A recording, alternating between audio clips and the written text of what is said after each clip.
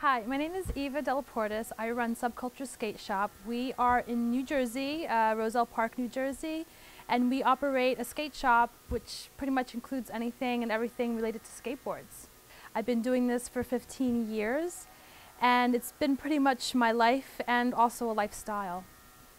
I have another job. I work a full-time job. I actually am customer service, and like I said, we've had this shop here for 15 years. Throughout the shop, I've always had a second job, whether it was bartending or full-time. It was this shop here is kind of like my baby, you know.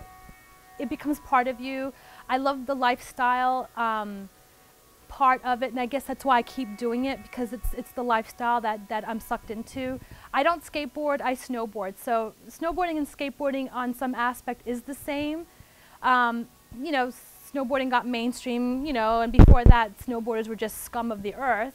And the same thing with skateboarding. It was kind of like the same deal. So it's a lifestyle, and if you can accept that, then all is well. You know what I mean? You just keep doing what you're doing, and you know, you're not going to make $1 million from it, but you feel like you're always in the mix of things, and it just keeps you pushing along, keeps you pushing. So, you know, it's cool. Back in the day, it was a group of us, we all used to skateboard, snowboard, and at that time there wasn't really a place to go to buy the product. So having college money, me and my partner, we decided to put our money into a skate shop and to see where it goes. And then, you know, school could always come later if all failed. I think the name pretty much tells everyone that skateboarding is a subculture. It wasn't at the time a mainstream type of sport. It was just a subculture of things, you know, skateboarding, snowboarding. It just kind of encompassed the name. For anyone who knows the shop, who has come in from the start, they know it started as nothing. We had like maybe 5 t-shirts in here, maybe 10 decks, and then we just kind of built on that. It was just a lot of, you know, support from like the skaters that wanted something local and something of their own. So it started as literally an empty place, and as we started going, you know, we keep putting our money back into it and savings and anything just to get things up and running. We pretty much sell skateboards. As of right now, it's just skateboards, shoes, clothing, and also a lot of urban stuff has been crossing over into the skate world, so it's been a mix of both, but primarily it's been skateboarding. This is where we kind of all do our business, you know, register, counter space, that kind of thing. Huge TV, if anyone wants to buy it, it's for sale, please. It's a monolith.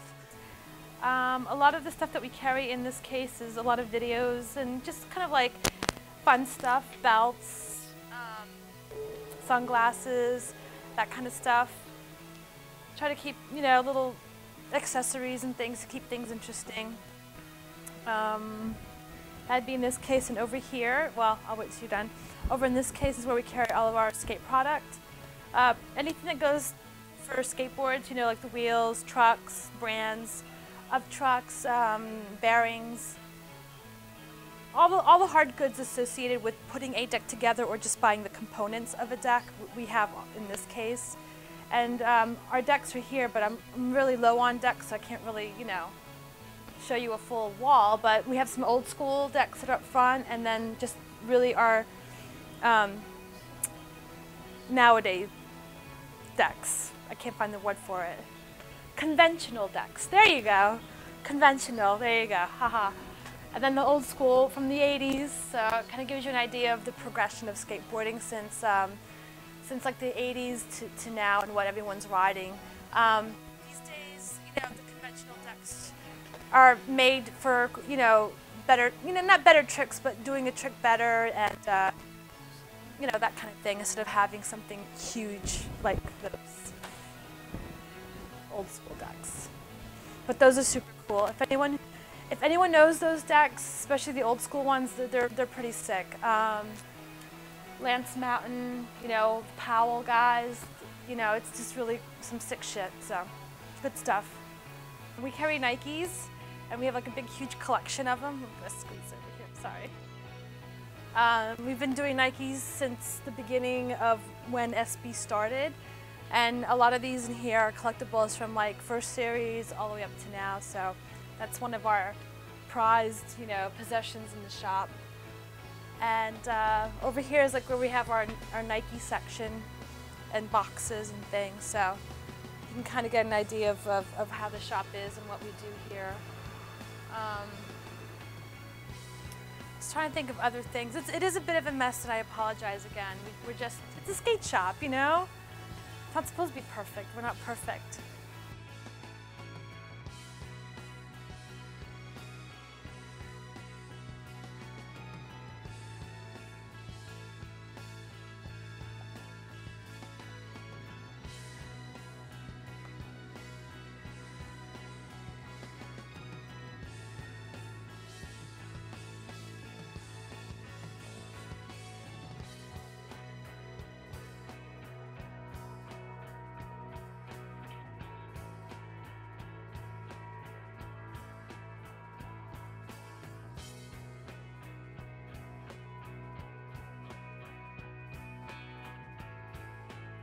Owning this business, we have been here for 15 years. I've seen a lot of ups and downs. I've seen a lot of people come and go.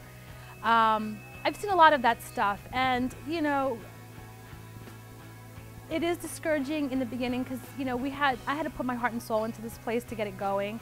There was a time where I was bartending. I was actually, whatever bartending money I made, I actually put into this place to pay the rent, and I kept doing that until the store could hold its own. So that was a big discouragement because I thought, I open up a store, it's going to happen the next day, and it doesn't happen that way. And I've learned that you have to build a following, you have to stay on track with things, because the more you put into it, eventually it will come around. But when you're a new business owner, you don't understand those things. You just think things are going to happen like 1, 2, 3, and it's just so not the mentality. It cannot be. It doesn't work that way.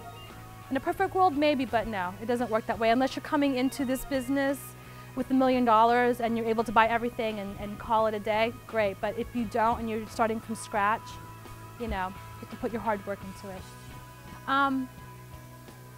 People have to understand that when you open up a skate shop, you cannot be in it for the money.